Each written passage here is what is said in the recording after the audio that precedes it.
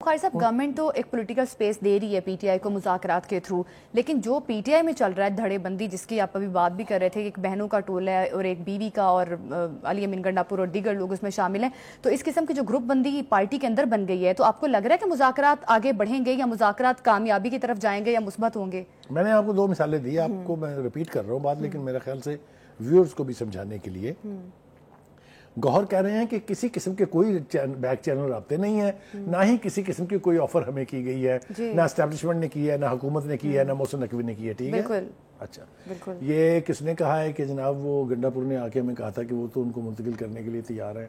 یہ کہا ہے بشرا بی بی نے. شیر افضل مروی صاحب بھی ساتھ ملے ہوئے ہیں، وہ بھی یہی کہہ رہے ہیں کہ جی ہاں آفر ہوئی تھی، مجھے یاد ہے وہ لے کے آیا تھا. کہا ہے نا، بالکل کہا ہے. تو آپ یہ دیکھیں کہ ایک پارٹی کے اندر سے 2 ایکسٹریمز آپ کے سامنے آ رہی ہیں. بالکل یہ میرے خیال سے خطرناک سیناریو ہے، جس کے لیے مجھے نہیں پتا کہ بانی پی ٹی آئی کانشیس ہیں، اس سے معلوم ہے ان کو، اور وہ اس کے لیے کیا کر رہے ہیں یہ میرے علم میں نہیں. لیکن اگر آپ اس کو اینالائز کریں ایز اے پولیٹیکل پارٹی تو کافی کڑماس مچا ہوا ہے اس کے اندر. ٹھیک ہو گیا جی. اچھا، دوسری بات یہ ہے کہ وکلا جو ہیں ان کے حوالے سے بھی آپ نے دیکھا پارٹی کے اندر اس کے بیچ میں بھی کافی تصاد پایا جاتا ہے.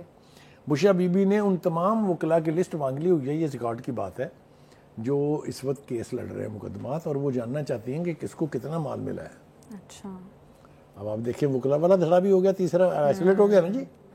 شیر افضل مروت نے بھی یہی کہا ہے، وکلا نے پتہ نہیں کیا کیا مال بنا لیا ہے، سب کچھ.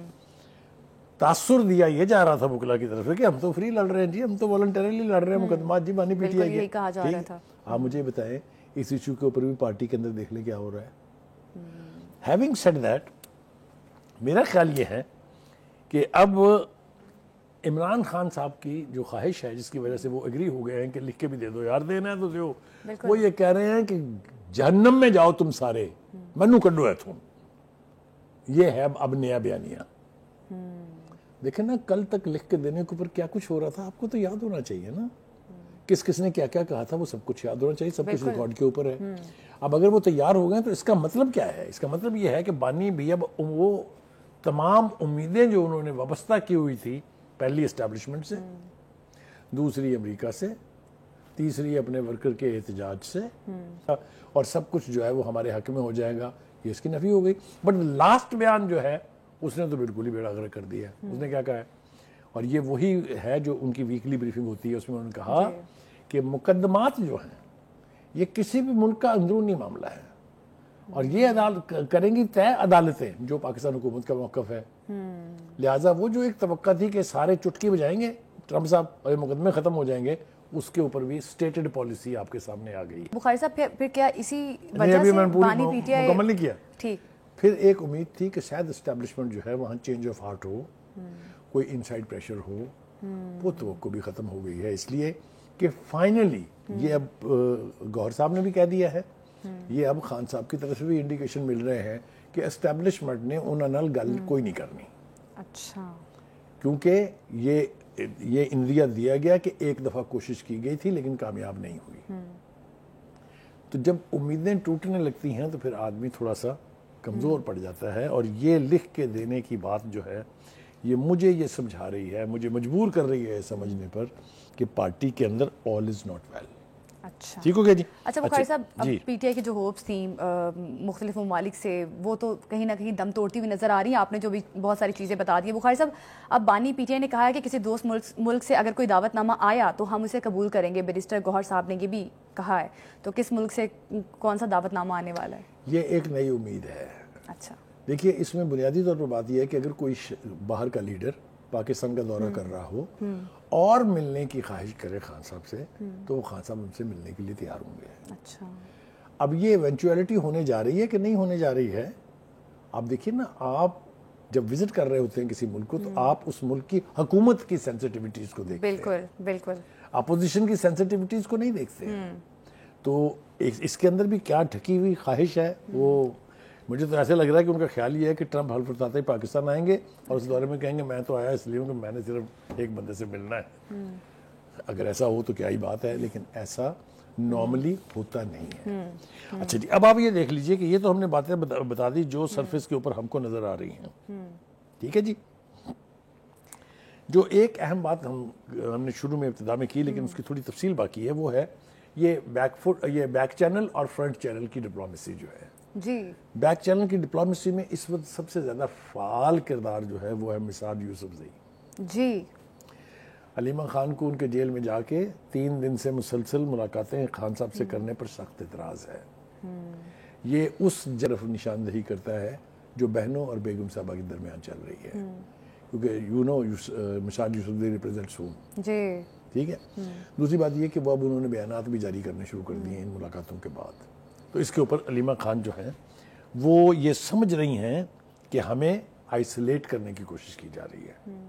تو یہ خانگی جنگ جو ہے نا، یہ بھی اب کوئی نیا رخ اختیار کرنے والی ہے. اچھا بخاری صاحب، علیمہ خان صاحبہ کو کوئی ٹرسٹ ڈیفیسٹ ہے؟ جیسے مسعد یوسفزئی کی ابھی اب بات کر رہے تھے، پھر انہوں نے مختلف لوگوں کے بارے میں بات کی ہے. پی ٹی آئی شاید ان کو ٹرسٹ نہیں ہے ان پہ کہ بانی پی ٹی آئی کو شاید یہ دھوکہ دے رہے ہیں یا کہیں کسی اور کے بندے ہیں. یہ بھی کہا جاتا ہے کون کس کو دھوکہ دے رہا ہے، یا ان کو بھی اقتدار اور انہی چیزوں کی میں نا کنسرن اوائڈ کرنا چاہتا تھا اس گفتگو کو، لیکن کون کس کو دھوکہ دے رہا ہے اگر ہم ریالٹی چیک کریں تو وہ جو کنورسیشن جو ہے علیمہ خان کی اپنے جو سوشل میڈیا ہینڈلر کہہ لیں یا آپریٹر کہہ لیں اسد الوی کے ساتھ ہے، جی بالکل اس کو تو ذرا دیکھ لیں کیا کہہ رہی ہیں. بالکل یہ جو کانورسیشن لیک ہوئی ہے اس میں تو بہت ساری باتیں ہیں، ایسے اور خوفناک اشارے کے بارے میں بھی انہوں نے ایک طرف تو وہ کہہ رہی ہیں کہ جی بانی پی ٹی آئی جو ہے وہ پاٹ آف گولڈ ہے. جی آپ سمجھیں یہ کتنی کیسا ایکسپریشن ہے اور کیا اس کے مطلب ہے. دوسری طرف وہ یہ کہہ رہی ہیں کہ پروجیکٹ یہ کرو کہ خان صاحب کو سزا ہوئی ہے عدت کیس میں، جی تاکہ بیگم صاحبہ جو سیاست کر رہی ہیں اس کا مکو ٹپا جائے. اب یہ میں ساری تفصیل بیان نہیں کرنا جیل میں جو سہولتیں دی جا رہی ہیں اس پر بھی انہوں نے عجیب و غریب قسم کی انہوں نے کہا کہ مسعد یوسفزئی کو کیوں اتنی ایکسیس دی جا رہی ہے کہ وہ 3 دن تک اڈیالہ جیل میں ملاقاتیں کر رہی ہیں. تو یہ میں لانا نہیں چاہتا تھا اس میں کیونکہ اچھا نہیں لگتا، لیکن فیملی کے اندر جس میں یہاں تک یہ کہا گیا ہے کہ وہ اس بات کو یقینی بنانا چاہتی ہیں کہ بانی جیل سے باہر نہ آئیں، کیونکہ اگر وہ آ گئے تو ان کی سیاست کا سفر جو ہے وہ دم توڑ جائے گا اور ختم ہو جائے گا. اب اس طرح کی باتیں جب پارٹی کے اندر سے باہر آنے لگیں تو پھر آپ خود ہی سوچ لیجئے کہ کیا ہوتا ہے. میں تھوڑا سا مکمل کر دوں. جی جی. دوسری بات یہ کہ جو تیسرا حصہ ہے ان کی گفتگو کا اپنے سرجن آپریٹر کے ساتھ، اس میں وہ پختونخوا کے چیف منسٹر جو ہیں گنڈا پور صاحب ان کے بارے میں اور شیر افضل مروت کے بارے میں کیا کہہ رہی ہیں. اگر یہ ہم نہ شیئر کریں گے تو بڑی زیادتی ہو جائے گی. جی جی بالکل. وہ یہ کہہ رہی ہیں علیمہ خان شیر افضل مروت کی بیماری کی حالت میں تصویر بمائے عنوان شیئر کرتے ہوئے کہتی ہیں کہ گیدڑ افضل خان کی حالت کورونا کی نئی قسم GHQ 420 کی وجہ سے تشویشناک ہے. یہ ذرا ملاحظہ فرمائیے کیا لہجہ ہے، کیا زبان ہے، کیا لفظوں کا چناؤ ہے. وہ شیر افضل مروت جو ایک وقت خان صاحب کے قریبی ترین سمجھے جاتے تھے، جنہوں نے سب سے زیادہ ایفیکٹولی ان کے خلاف احتجاجی کمپین چلائی. بالکل. آگے سنیے. مروت ہمیشہ اس وائر کا شکار ہوتا ہے جب بھی بانی پی ٹی آئی احتجاج کی کال دیتے ہیں. اب جب آپ پارٹی کے اندر ہونے والے حصے بخروں میں مزید تیل ڈالیں گے اس کے اوپر تو آپ خود ہی سوچ لیں کہ یہ کس طرف کو جائے گی. ٹھیک ہے جی، آگے آ جائیں جناب. بیرسٹر گوہر صاحب جو ہیں انہوں نے یہ کہہ دیا کہ مجھے تو بانی پی ٹی آئی نے اندیا دے دیا ہے کہ بھائی آپ لکھا کے جو بھی دینا دیں. وہ میں پنجابی میں جس کا نا مینو ایتھو کڈو. ہاں وہ ملاقات نہیں بھی کرتے تو آپ جا کے ملاقات کریں، جا کے ملو اور مجھے آ کے بتاؤ کہ کیا فیصلہ ہوا ہے. ٹھیک ہے جی، آگے آ جائیں جناب. دوسری بات یہ ہے کہ حکومت کی پی ٹی آئی کی طرف سے جو ملبہ اسٹیبلشمنٹ پر ڈالا جاتا تھا اس سارے کی بھی نفی کر دی ہے.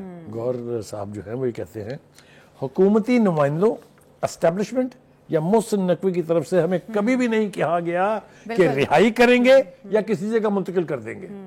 اب آپ مجھے یہ بتائیے کتنا بڑا بیانیہ بنایا پی ٹی آئی نے کہ جناب ہمیں آفرز ہو رہی ہیں کہ آپ چاہیں تو منتقل ہو جائیں، آپ چاہیں تو یہ ہو جائیں. 20 جنوری کی ڈیٹ دی تھی کہ آپ کو رہا کر دیں گے ہم. یاد ہے آپ کو؟ بالکل. احتجاج کے حوالے سے جو 26 نومبر کو ہوا تھا کہ جی ہمیں تو تاثر دیا گیا تھا کہ 20 دسمبر یا 20 جنوری کو چھوڑ دیں گے. بالکل یہ درست بات ہے کہ بیرسٹر گوہر صاحب نے ان تمام تر ڈیلز کی تردید کر دی ہے کہ حکومت کی جانب سے یا کسی حکومتی نمائندے کی جانب سے کوئی ڈیل والی آفر نہیں دی گئی.